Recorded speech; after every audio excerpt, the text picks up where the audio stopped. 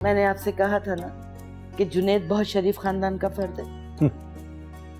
तो फिर आज से आपका नाम शाहाना बेगम के बजाय सच्ची बेगम कर दिया जाए। आपको तो मेरा मजाक उड़ाने के लिए और कोई काम ही नहीं आता है ना? पक्के दुश्मन है आप मेरे। मजाल है जो मेरी किसी भी बात की तस्दीक कर ले। खैर, मैंने पक्का इरादा कर लिया है सबा के लिए जुनैद का। नहीं, इसमें कोई शक नहीं कि लड़का और उसके वालिद बड़े लाजवाब हैं, लेकिन बेगम खुदा को मानो, किसी बच्ची को क्यों शादी के अजाब में डालना चाहती हो? बच्ची 20 साल की हो गई है। इस उम्र में उमर मेरी गोद में था। बच्ची है, बच्ची है।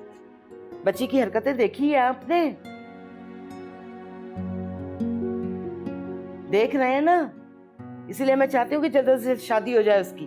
बेगम, एक तो आपकी मंतकें, उसने किसी से फोन पे बात कर ली तो उससे आगे की बात तुमने खुद फर्ज कर